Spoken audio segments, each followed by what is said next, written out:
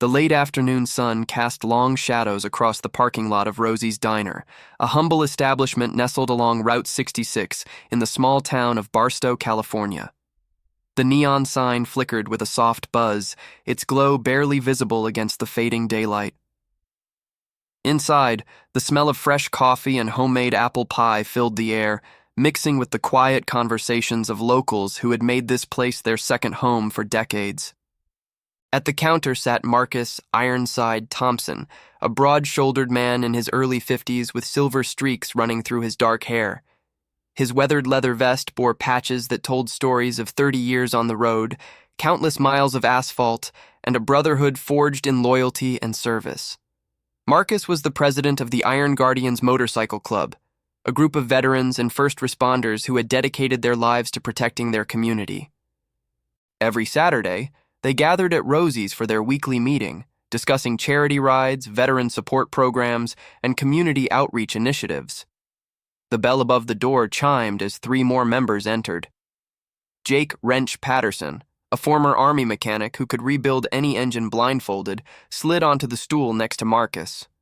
Behind him came Elena Phoenix Reyes, a retired paramedic whose calm demeanor had saved more lives than she could count, and Thomas Preacher Williams, a soft-spoken man whose voice could quiet any storm. Rosie herself, a 72-year-old woman with silver curls and a smile that could warm the coldest heart, poured fresh coffee into their mugs. She had known these men and women for years, had watched them organize toy drives for children, escort veterans to their medical appointments, and stand vigil at funerals for fallen brothers and sisters. "The usual boys?" Rosie asked, her voice carrying the warmth of 1,000 Sunday dinners. Marcus nodded, his eyes crinkling at the corners. "You know us too well, Rosie." The door chimed again, and the atmosphere in the diner shifted imperceptibly. A black luxury SUV had pulled into the parking lot, its polished exterior gleaming in stark contrast to the dusty pickups and motorcycles that typically occupied the space. From it emerged the Harrington family, a name well known in the region for their real estate empire and their reputation for looking down upon anyone they deemed beneath their status. Richard Harrington III walked in first, his tailored blazer and designer shoes announcing his presence before he spoke a single word. Behind him came his wife, Victoria, her diamond earrings catching the fluorescent light as she surveyed the diner with barely concealed disdain. Their son, Bradley, a young man in his mid-20s with an air of entitlement that preceded him like a storm cloud, followed with his phone pressed to his ear, speaking loudly about a business deal that apparently could not wait. Their daughter, Samantha, was the last to enter. Unlike her family, she seemed uncomfortable with their surroundings, her eyes darting apologetically toward the other patrons as her mother loudly requested a table as far as possible from what she called the riffraff. The only available booth was adjacent to where the Iron Guardians had gathered. As the Harringtons settled into their seats, their conversation carried clearly across the small space, each word dripping with contempt. "I cannot believe we had to stop in this godforsaken place," Victoria complained, her voice deliberately loud enough for everyone to hear. "The GPS said there was a 5-star restaurant nearby. This is clearly not it." Richard chuckled, adjusting his expensive watch.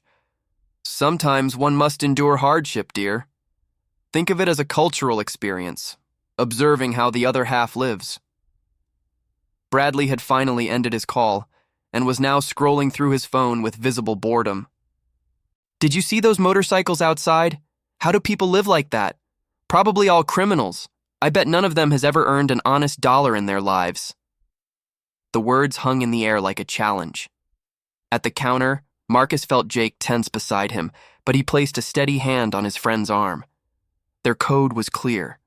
Respond to provocation with patience. They had nothing to prove to people who judged books by their covers. Victoria's voice rose again. "Look at them, Richard. Covered in tattoos and leather like some kind of gang. I'm surprised places like this even serve their type. They probably don't even know how to read a menu." Elena's jaw tightened, but she kept her eyes forward. She was thinking about her daughter, now a doctor at Stanford Medical Center, and her son, a teacher in an underserved community. She was thinking about the countless hours she had spent volunteering at the local food bank, the families she had fed, the children she had comforted. "I wonder if they even pay taxes," Bradley continued, his voice dripping with mockery. "Probably living off welfare and government handouts, while hard-working people like us carry this country on our backs." Thomas, the preacher, closed his eyes and took a deep breath. In his pocket was a folded photograph of his late wife, Margaret, who had spent 40 years as a public school teacher before cancer took her. The scholarship fund he had established in her name had sent 17 underprivileged students to college. But he said nothing. Defending his honor to people who had already made up their minds would be as futile as shouting at the wind. Samantha Harrington, the daughter, had been growing increasingly uncomfortable throughout this exchange. She was 23 years old and had recently graduated from Berkeley with a degree in social work. Her family's values had never aligned with her own, but she had learned early that speaking up meant facing their collective wrath. "Mother, please," she whispered, her cheeks flushing with embarrassment. "They can hear you." Victoria waved her hand dismissively. "Let them hear. Maybe they'll learn something about proper society." What the Harrington family did not know, what they could not possibly have understood, was that the people they were mocking had served multiple tours in combat zones, protecting the very freedoms they enjoyed. They did not know that Marcus had received 2 Purple Hearts and a Bronze Star for saving 6 soldiers during an ambush. They did not know that Jake had spent 3 years in a military hospital, recovering from injuries sustained while defusing an explosive device that would have killed his entire unit. They did not know that Elena had been the first responder at a school incident 3 years ago, holding pressure on a wounded teacher's injuries until the helicopter arrived, saving her life. They did not know that Thomas had lost his own son in service to this country, a sacrifice that had broken him before the Brotherhood helped him find purpose again. But perhaps more importantly, they did not know who else was listening. In the booth behind the Harringtons, obscured by the high-backed seats, sat a man who had been silently enjoying his coffee and pie. His name was Robert Chen, and he was the regional manager for Westfield Development Corporation, one of the largest commercial real estate firms in California. He had stopped at Rosie's Diner on his way back from a site visit, drawn by its charm and its 5-star online reviews praising its authentic American experience. Robert had been considering the Harrington Group for a major partnership, a $50 million development project that would transform the downtown area of a neighboring city. The contract had been all but signed, pending a final character assessment that Robert always conducted personally. He believed that how people treated those they perceived as inferior revealed their true nature. Now, watching Richard Harrington dismiss an entire group of veterans as worthless criminals, watching Victoria mock their appearance and assume their ignorance, watching Bradley pronounce them parasites on society, Robert had learned everything he needed to know. He remained silent, slowly finishing his coffee as the Harringtons continued their tirade. He noticed how Rosie's hands trembled slightly as she brought the family their food, how her usual warmth had dimmed in the face of their rudeness. He watched as Bradley complained about the portion size, as Victoria sent back her coffee 3 times, as Richard haggled over the bill despite being worth more than most people would earn in a lifetime. And he watched the Iron Guardians. He watched how they maintained their composure, how they quietly continued their conversation about the upcoming charity ride for children's cancer research, how they treated Rosie with kindness and respect, despite the venom being spat in their direction. When the Harringtons finally rose to leave, Bradley paused by the counter, looking directly at Marcus.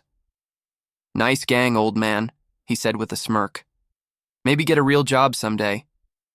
Marcus looked up, his eyes meeting Bradley's with a calm that came from having faced far greater threats. "Son, I've had 3 careers. 2 of them involved keeping people like you safe while you slept. The 3rd involves making sure veterans like my brothers and sisters here have a community when they come home. What do you do that matters?" Bradley's smirk faltered for just a moment before he recovered. "Whatever. Losers." The family exited, leaving behind a silence that seemed to echo with their contempt. The door had barely closed before Rosie hurried over to Marcus, her eyes glistening. "I'm so sorry," she said. "I should have said something. I should have asked them to leave." Marcus shook his head gently. "Rosie, You've got a business to run. We've heard worse from better people. Don't let them steal your peace. Elena reached out and squeezed Rosie's hand. Besides, karma has a way of finding people. They'll get what's coming to them eventually. She had no idea how prophetic those words would prove to be. In the booth behind where the Harringtons had sat, Robert Chen quietly left a $100 bill on the table for his $12 meal. He walked to the counter where Marcus sat and extended his hand. I couldn't help overhearing, Robert said, and seeing. I wanted to thank you all for your service and your grace. What I witnessed here today was a masterclass in dignity. Marcus shook his hand firmly. We appreciate that, but we weren't doing it for applause. We just don't see the point in wrestling with pigs. You both get dirty, but the pig enjoys it. Robert smiled. A wise philosophy. May I ask what organization you represent? I noticed the patches. For the next 20 minutes, Robert listened as Marcus explained the Iron Guardian's mission. He learned about their escort program for vulnerable children in court cases, their motorcycle therapy rides for veterans struggling with the transition to civilian life, their annual toy drive that distributed over 10,000 gifts to underprivileged families. He learned about their partnership with local hospitals to visit sick children, about their scholarship fund for children of fallen first responders. By the time Robert left the diner, he had exchanged cards with Marcus and had already begun formulating a plan. The Harrington family had no idea that their arrogance had just cost them everything. Check if you are already subscribed to this channel. Because if stories about dignity, redemption, and people standing together in the face of cruelty matter to you, then this is exactly where you belong. Hit that subscribe button and become part of a community that believes in the power of kindness. 3 days after the incident at Rosie's Diner, Richard Harrington III sat in his corner office on the 47th floor of Harrington Tower, overlooking the glittering cityscape of Los Angeles. The morning sun streamed through floor-to-ceiling windows, illuminating the awards and accolades that lined his walls like trophies of conquest. He was a man accustomed to winning, to bending the world to his will through the sheer force of his wealth and influence. His phone buzzed. His assistant's voice came through the intercom. Mr. Harrington, I have Charles Whitmore from Westfield Development on line 1. He says it's urgent. Richard frowned. He had been expecting this call for weeks, the formal announcement of the partnership that would cement his legacy as one of the most powerful developers on the West Coast. The $50 million project would be his crowning achievement. Put him through. There was a click, and then Charles's voice, unusually strained, filled the room. Richard, I'm calling with news, and I'm afraid it's not what either of us expected. Richard leaned back in his leather chair, a smile playing at his lips. Developers love to draw out good news, to make the moment of triumph feel earned. Don't keep me in suspense, Charles. When do we sign? There was a pause. A long one. Richard, I'm sorry to inform you that Westfield has decided to withdraw from the partnership, effective immediately. Our legal team will be sending the formal documentation by end of day. The words hung in the air, incomprehensible. Richard sat forward, his smile frozen. I'm sorry. What? The deal is off, Richard. The board met yesterday and the decision was unanimous. That's impossible. We had a verbal agreement. The contracts were being drafted. What happened? Another pause. When Charles spoke again, his voice was carefully measured. Our regional manager conducted a character assessment last weekend. It's standard practice for partnerships of this magnitude. He observed some concerning behavior from you and your family at a local establishment, behavior that does not align with Westfield's core values of community respect and dignity. Richard's mind raced. Last weekend, they had been driving back from San Diego, had stopped at some roadside diner in the middle of nowhere. He barely remembered it. Some trashy place with bikers and old people. You're killing a $50 million deal over something that happened at a diner?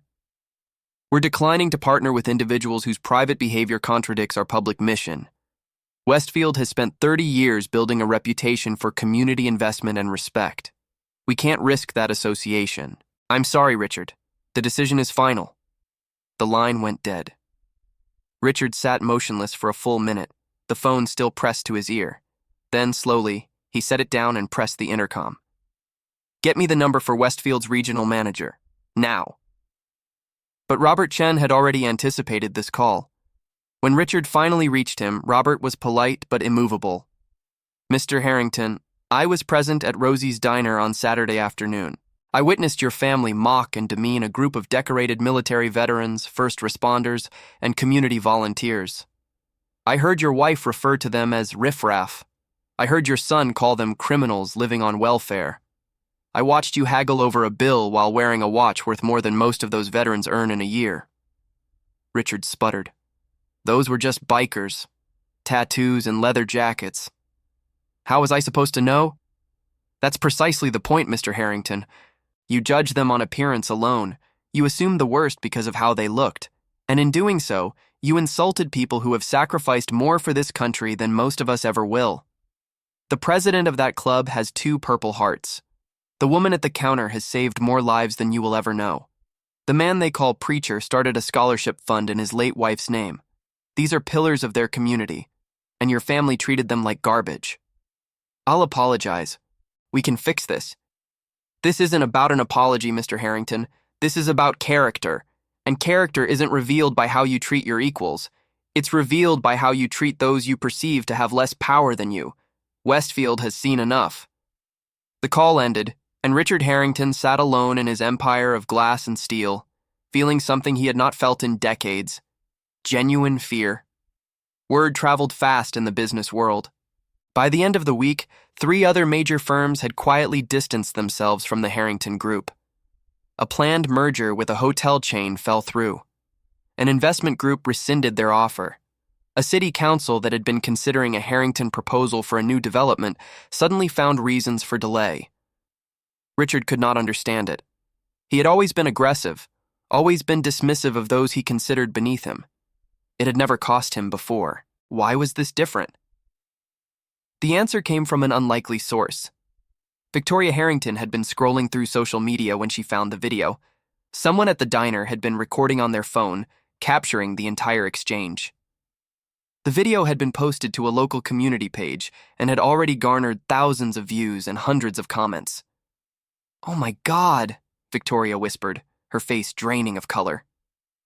The video showed everything. Her voice clear and cutting, calling the veterans riffraff. Bradley's sneering comments about criminals and welfare. Richard's condescending observations about the other half. And through it all, the quiet dignity of the Iron Guardians, their refusal to engage, their continued conversation about charity work and community service. The comments were devastating. "These bikers do more for this community in one weekend than this family has done in their entire lives. I know Marcus Thompson. He visited my son in the hospital every week for a year after his accident. He's a hero. The Iron Guardians helped my family when we had nowhere else to turn. This rich family should be ashamed. Imagine having all that money and being this poor in character." Within days, the video had gone viral. News outlets picked up the story.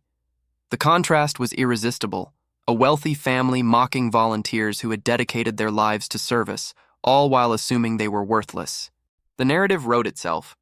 Bradley Harrington found himself tagged in dozens of posts, his social media accounts flooded with comments calling him out for his behavior.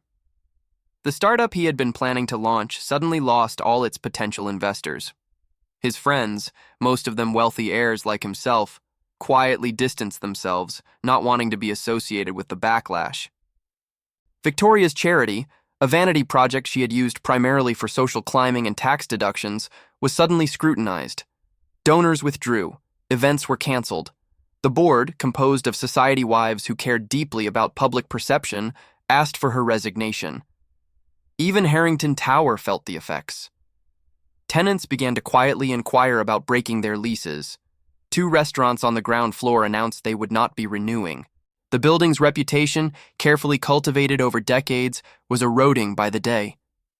And through it all, Richard Harrington could not stop thinking about that moment in the diner, about the calm in Marcus Thompson's eyes when Bradley had insulted him, about the words he had spoken. "I've had 3 careers. 2 of them involved keeping people like you safe while you slept." For the first time in his life, Richard Harrington was forced to confront an uncomfortable truth. He had spent 60 years accumulating wealth and power, building an empire, winning every competition. But he had never once stopped to consider what that wealth and power had done to his character, or what it had taught his children about the value of other human beings. In the quiet of his office, long after everyone else had gone home, Richard pulled up the video on his computer and watched it again. He watched his family through the eyes of strangers and saw what they saw: arrogance, cruelty, casual dismissal of human dignity. He saw himself, and for the first time in memory, he felt ashamed. But shame, he was about to learn, was only the beginning. Miles away, in a modest house on the outskirts of Barstow, Marcus Thompson was watching the same video. He had not asked for this attention. He had not wanted it. The Iron Guardians lived by a code that valued humility above recognition. But as he read through the comments, as he saw the outpouring of support from community members whose lives they had touched, he felt something unexpected. He felt hope. Maybe this moment, as painful as it was, could become something more. Maybe it could be a bridge instead of a wall. Maybe even the people who had mocked them could learn something if given the chance. Marcus picked up his phone and dialed a number. "Jake, it's me. We need to call a meeting. I've got an idea." The Iron Guardians clubhouse was not what most people expected. Located in a converted warehouse on the industrial edge of Barstow, it was part community center, part motorcycle shop, part sanctuary. The walls were lined with photographs of members past and present, American flags, and memorial plaques honoring those who had given their lives in service. Tonight, the main room was full. Word had spread through the club's chapters across Southern California, and over 100 members had come to hear what Marcus had to say. Men and women of all ages, all backgrounds, all united by their commitment to service and their bond of brotherhood. Marcus stood at the front of the room, the patches on his vest catching the overhead light. Beside him sat Jake, Elena, and Thomas, the core leadership of the Barstow chapter.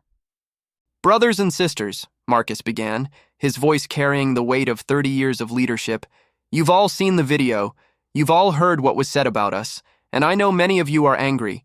You have every right to be." Murmurs of agreement rippled through the crowd. One member, a burly man named Rico, who had served 2 tours in Iraq, stood up. "Why are we even discussing this? Those people disrespected us. They disrespected our service. They should face consequences." More voices joined in agreement. The energy in the room was shifting toward confrontation. Marcus raised his hand, and silence fell immediately. "Rico, you're right. They did disrespect us. But let me ask you something. What would be the consequence of our anger? We show up at their door, make threats, prove every stereotype they believed about us? We become exactly what they assumed we were?" Rico sat down slowly, his jaw tight. "Our code," Marcus continued, "says that we respond to darkness with light, not because it's easy, but because it's right. We don't protect the innocent by becoming what we fight against. We protect them by being better." Elena rose to stand beside Marcus. "There's something else to consider," she said.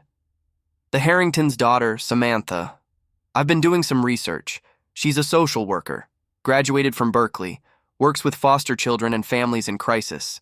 According to her colleagues, she's one of the most compassionate people they've ever met." The room grew quiet.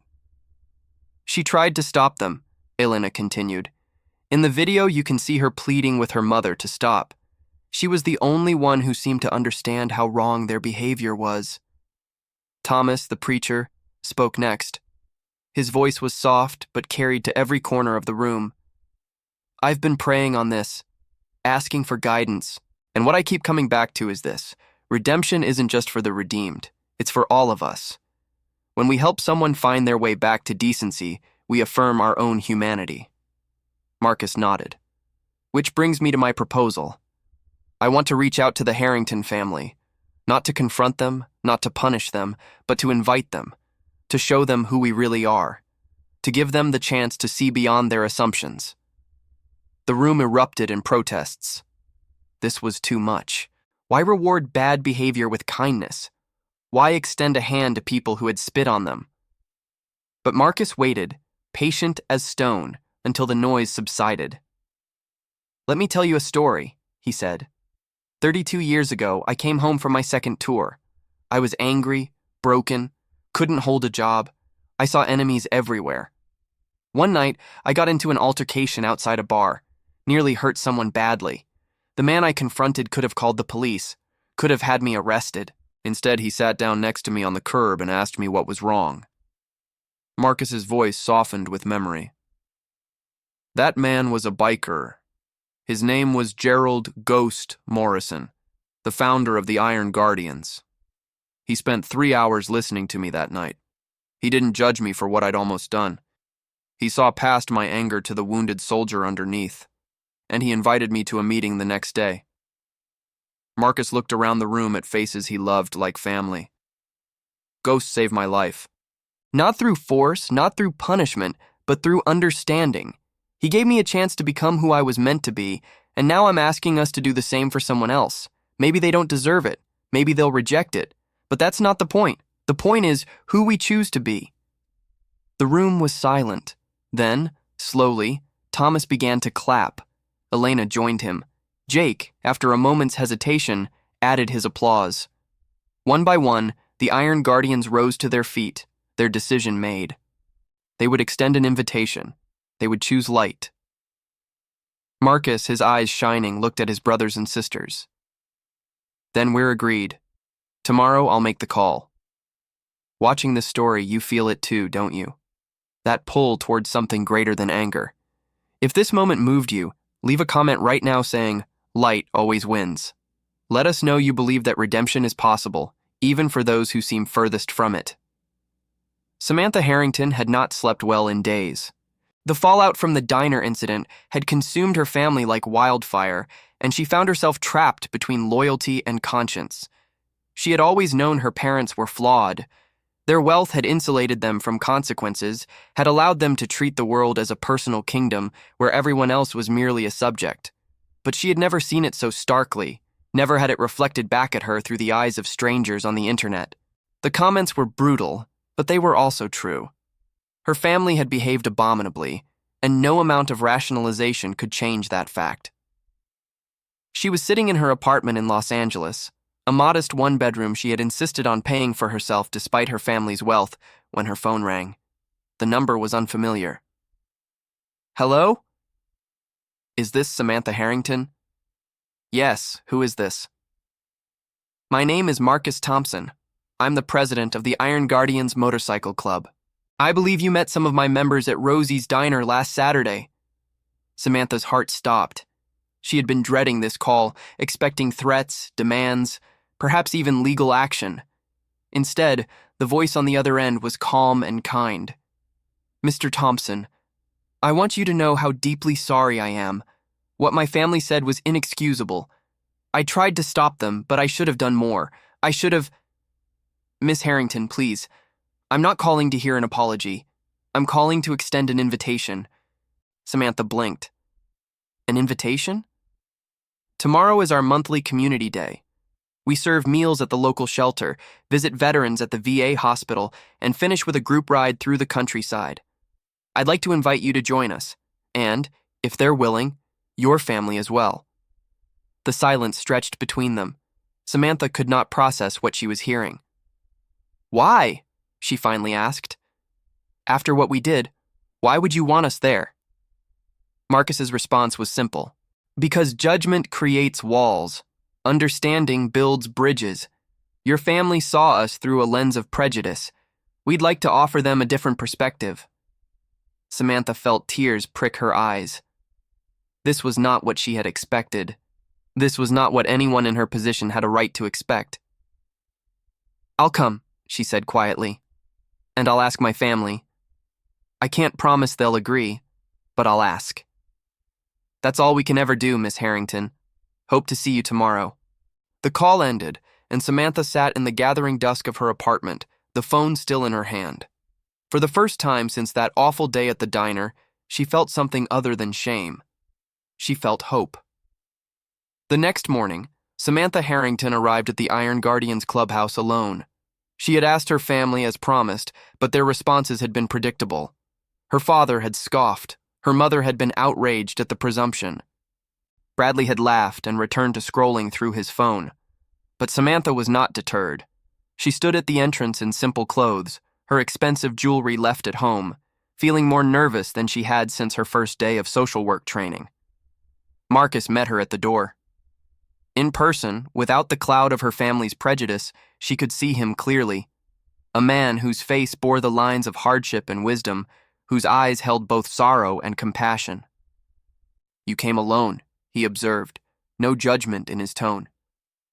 "My family wasn't ready," Samantha admitted, "but I needed to be here. I needed to understand." Marcus nodded and extended his hand. "Welcome to the Iron Guardians, Samantha. Let's get to work." The day that followed would reshape Samantha's understanding of service, community, and human dignity. At the shelter, she watched men and women in leather vests serve meals with the tenderness of caregivers. She listened as they greeted regulars by name, asked about their health, their job searches, their children. She saw Jake, the mechanic, spend 20 minutes helping an elderly man fix a shopping cart with a broken wheel. She watched Elena comfort a young mother who had just arrived, terrified and alone, assuring her that everything would be okay. At the VA hospital, she witnessed something that would stay with her forever. Marcus visited a ward where men and women lay in various states of recovery, some from physical wounds, others from invisible ones. He knew each patient's name, their stories, their families. He sat beside a young woman who had lost both legs to an explosive device, held her hand, and listened as she talked about her dreams of learning to walk again. "She was 22 when it happened," Marcus told Samantha afterward. "Younger than you. She was protecting a village of children when the device went off, saved every single one of them." Samantha looked back at the young woman, now laughing at something Elena had said, her spirit unbroken despite everything she had endured. "How do you do it?" Samantha asked. "How do you face this much pain and still believe in people?" Marcus considered the question carefully. "Because the alternative is despair, and despair doesn't help anyone. Every person we visit, every meal we serve, every child we protect, that's a victory against the darkness. Small victories add up. They become a light that others can follow." The afternoon ride was unlike anything Samantha had ever experienced. Mounted on the back of Thomas's motorcycle, the wind in her hair, the open road stretching before her, she felt a freedom that had nothing to do with wealth or status. It was the freedom of community, of belonging to something greater than herself. They stopped at a scenic overlook, the sun beginning its descent toward the horizon. The group gathered, perhaps 40 riders, their motorcycles gleaming in the golden light. "We come here every month," Thomas explained to Samantha, "to remember why we ride. Not for show, not for ego, but for each other. For the brothers and sisters we've lost. For the ones we can still save." Samantha looked at the faces around her, weathered by time and experience, but shining with purpose. She thought of her family, of their empty pursuits, their hollow achievements, their desperate need to feel superior to others. "I've spent my whole life watching people pretend to be important," she said quietly. "But you're the most important people I've ever met. Because you don't pretend anything. You just do what matters." Thomas smiled gently. "We try. We fail sometimes. We're human. But we keep trying." As the sun set and the group prepared to return, Samantha made a decision. She would not just apologize for her family. She would show them another way. She would be the bridge between two worlds that had never understood each other. It would not be easy. It might not even be possible. But she had seen what the Iron Guardians had built with patience and love, and she knew that nothing worth doing was ever easy. The ride back felt different. The road stretched before her, full of possibility, and for the first time in years, Samantha Harrington felt like she was exactly where she was supposed to be. 2 weeks had passed since Samantha's day with the Iron Guardians, and the Harrington family found itself at a crossroads. The business losses had continued to mount. 3 more development projects had been canceled. The family's reputation, once a source of pride, had become a liability. Richard Harrington had never experienced failure. Every setback in his life had been overcome through money, influence, or sheer force of will. But this was different. This was a failure of character, and no amount of wealth could buy it back. He sat alone in his office late one evening, the city lights twinkling below like distant stars. On his desk lay printouts of news articles, social media posts, and business reports, all documenting the consequences of a single moment of arrogance. In his hand was a photograph, old and faded, of his father. Harold Harrington had built the family fortune from nothing, starting as a construction worker and ending as a real estate tycoon. But Richard remembered something about his father that the business world had forgotten. Harold had never looked down on anyone. He had treated janitors and CEOs with the same respect. He had remembered the names of every worker on his construction sites. Somewhere along the way, Richard had lost that legacy. He had inherited his father's money but not his values. And now, for the first time, he was forced to reckon with what he had become. A knock at the door interrupted his thoughts. Samantha stood in the doorway, hesitant but determined. "Dad, can we talk?" Richard nodded, gesturing to the chair across from him. He had barely spoken to his daughter since the incident, too wrapped up in his own crisis to consider hers. Samantha sat down and looked at her father with eyes that held both love and disappointment. "I spent the day with them," she said. "The Iron Guardians, the people we mocked at that diner." Richard stiffened, but Samantha pressed on. "They're not what we thought, Dad. They're veterans who served multiple tours in combat, first responders who've saved countless lives, volunteers who give everything they have to help others. The man you saw at the counter, Marcus Thompson, he has 2 Purple Hearts. He spent the last 30 years protecting children, supporting veterans, building a community." Richard said nothing, but his eyes had changed. The defensive anger was giving way to something else, something vulnerable. "They could have come after us," Samantha continued. "They had every right to. Instead, they invited us into their world. They wanted to show us who they really are. They wanted to give us a chance to understand." "Why?" Richard asked, his voice hoarse. "After what we said, why would they do that?" Samantha smiled softly. "Because that's who they are. They believe in redemption. They believe people can change." Richard was quiet for a long moment. Then slowly he pulled something from his desk drawer. It was the photograph of his father. "My dad used to say that the measure of a man isn't what he builds. It's how he treats the people who help him build it. I forgot that somewhere along the way. I got so caught up in proving myself, in being successful, that I forgot how to be decent." Samantha reached across the desk and took her father's hand. "It's not too late, Dad. We can fix this. But it has to start with acknowledging what we did and making it right." Richard looked at his daughter, seeing her clearly perhaps for the first time in years. She had become someone remarkable despite his failures as a parent. Maybe it was time to learn from her instead of the other way around. "What do I do?" he asked, the question of a man who had run out of answers. "You go to them," Samantha said. "Not to fix the business, not to manage the PR, but because it's the right thing to do. You look them in the eye and apologize, and then you ask how you can help." Richard nodded slowly. It was the hardest thing he had ever been asked to do, but he knew his daughter was right. The following Saturday, a black luxury SUV pulled into the parking lot of Rosie's Diner once again. But this time, the man who emerged was different. Richard Harrington walked into the diner alone, dressed simply, his usual air of superiority replaced by something far more humble. Marcus Thompson was at the counter, the same place he had been 2 weeks earlier. He looked up as Richard approached, his expression unreadable. "Mr. Thompson," Richard began, his voice unsteady. "I'm Richard Harrington.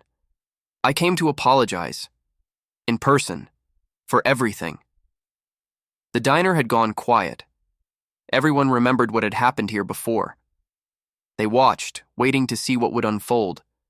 Marcus studied Richard for a long moment. Then slowly, he gestured to the empty stool beside him. "Sit down, Mr. Harrington. Let's talk." What followed was not a negotiation or a confrontation. It was a conversation. Richard shared things he had never told anyone, not even his wife. He spoke about his father, about the pressure to succeed, about the gradual erosion of his values in the pursuit of wealth. He admitted that he had lost his way, that his family had become everything his father would have been ashamed of. And Marcus listened. He did not judge or condemn. He simply listened, the way Ghost had listened to him all those years ago on a curb outside a bar. When Richard finished, Marcus spoke. "I appreciate you coming here. I appreciate your honesty. But words are just the beginning. The question is what you're going to do with this understanding." Richard nodded. "I want to help. I don't know how yet, but I want to support what you're building. The charity work, the community programs, all of it. Not for publicity, not for business, but because it's right." Marcus considered this carefully. "We have a fundraiser coming up, a charity ride for pediatric cancer research. We've been trying to raise money for a new wing at the Children's Hospital. Maybe that's where you could start." Richard reached into his pocket and pulled out a checkbook, but Marcus stopped him. "Money is the easiest thing to give, Mr. Harrington. What I'm asking for is harder. I'm asking you to be there, to ride with us, to look those children in the eye and understand why we do what we do." Richard was silent for a moment. Then he nodded. "I'll be there." It was the beginning of a transformation that no one could have predicted. The morning of the charity ride dawned clear and bright, the kind of perfect California day that seemed designed for new beginnings. The Iron Guardians clubhouse was buzzing with activity as riders from across the state gathered for the annual event, their motorcycles lined up in gleaming rows, their spirits high with purpose. Among them, looking distinctly out of place in new leather gear that still creaked with stiffness, stood Richard Harrington. He had spent the previous week learning to ride a motorcycle, a process that had humbled him in ways he never expected. His instructor, Jake Patterson, had been patient but uncompromising. No shortcuts, no exceptions. Victoria and Bradley had refused to participate. The family divide had widened, but something unexpected had also begun to emerge. Victoria, watching her husband's transformation from afar, had started to question her own assumptions. Bradley, stripped of his investor support and forced to take a regular job for the first time in his life, was beginning to understand what it meant to earn something rather than simply receive it. But today was about Richard and the choice he had made. Marcus approached him as the riders prepared to depart. "You ready for this?" Richard managed a nervous smile. "I'm terrified. But I think that's the point." Marcus clapped him on the shoulder. "Fear is just respect for the unknown, and you're about to learn something important." The ride itself was unlike anything Richard had ever experienced. 40 motorcycles moving in formation through the countryside, the rumble of engines creating a symphony of power and unity. Richard rode near the back, concentrating on keeping pace, but gradually the rhythm of the ride took hold and something in him relaxed. He looked around at the riders surrounding him and saw not criminals or outcasts but community, teachers and firefighters, nurses and construction workers, veterans who had given years of their lives in service, ordinary people who had chosen to use their time and energy to help others. The route took them through small towns where people lined the streets to wave and cheer. Children held handmade signs.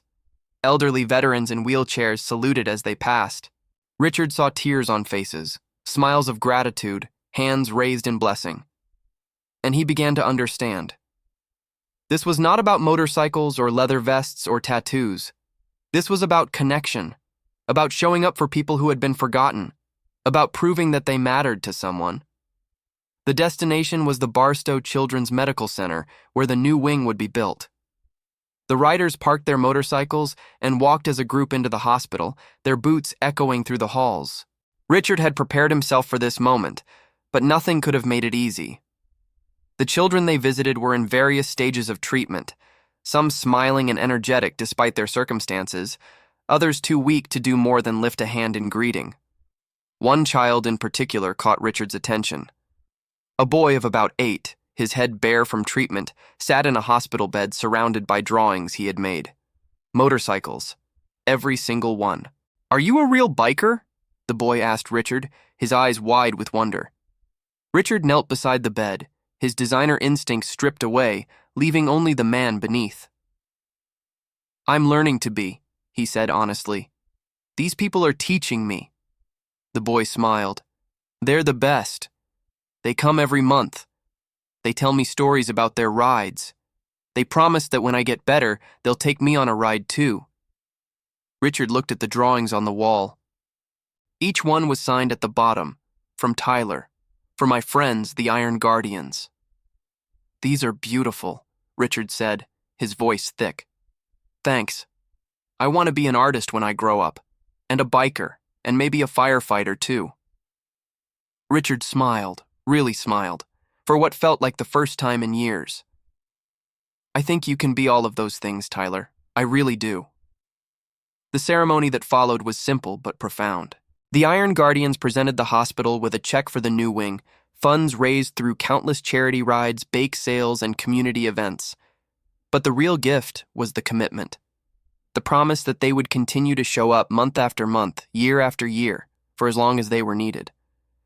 When it was Richard's turn to speak, he stepped to the microphone with a humility that would have been unimaginable just weeks earlier. I'm new to this group, he began. Most of you don't know me, and what you do know isn't good.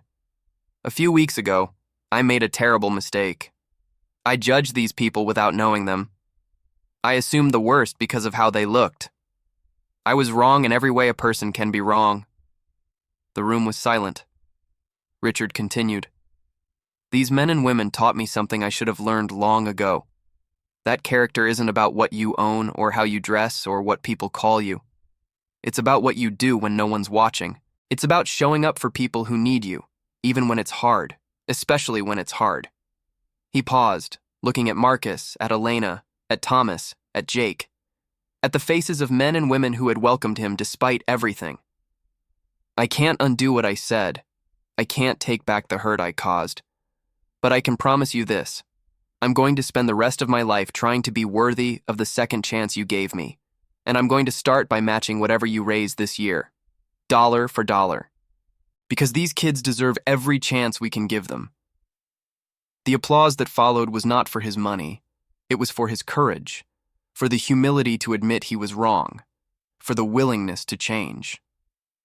Later that evening, as the sun set over the desert and the riders gathered for a final meal at Rosie's diner, Richard sat at the counter beside Marcus. The two men had ridden side by side for the last leg of the journey, and something had shifted between them. Thank you, Richard said quietly, for giving me a chance I didn't deserve. Marcus shook his head. Everyone deserves a chance, even the ones who don't think they need it. Especially them. Rosie came by with fresh coffee, her eyes bright with tears she refused to shed. Well, I never thought I'd see the day, she said, patting Richard's hand. But I'm glad I lived long enough to see it. Richard smiled, and for once there was nothing calculated in the expression, just genuine warmth. Outside, the motorcycles gleamed in the fading light, silent sentinels of a brotherhood forged in service. And among them, one brand new motorcycle stood, its chrome still bright, its owner still learning. But learning was the point. It had always been the point. In the weeks and months that followed, the transformation continued. Richard became a regular presence at Iron Guardian events. Victoria, watching from a distance, eventually began to ask questions. Bradley, humbled by his experiences, started volunteering at a local shelter. Samantha, the bridge who had made it all possible, continued her work as a social worker, now with the support of a family foundation established by her father. The Harrington name, once synonymous with arrogance, began to take on new meaning. And the Iron Guardians, as they had always done, continued their work. Serving meals, visiting veterans, writing for children, showing up for people who needed them. Because that was the lesson embedded in every mile they traveled, every hand they held, every life they touched. That judgment builds walls, but understanding builds bridges. That character is revealed not in how we treat our equals, but in how we treat those we perceive to have less. That redemption is always possible for those willing to seek it. And that sometimes the people we dismiss as worthless are the very ones who can teach us what it truly means to have worth. If you watch this far, it is because this story touched your heart. Leave a comment right now saying, "I watched until the end," so I can get to know you and understand who truly appreciates the stories on this channel. Your presence means everything. And if you believe that kindness is stronger than cruelty, that dignity matters more than wealth, and that everyone deserves a second chance, then please hit that subscribe button. Turn on notifications so you never miss a story. Share this video with someone who needs to hear it. And leave a like to help this message reach more people who are ready to believe that goodness still exists in this world, because it does. Every day in small towns and big cities, in diners and hospitals and roadside stops, ordinary people choose to be extraordinary. They choose courage over fear, compassion over judgment, light over darkness. And every time they make that choice, they remind us of what we're capable of becoming. Thank you for watching. Thank you for believing. And remember, honor doesn't retire. Brotherhood never ends. And the smallest act of kindness can change everything. Until next time.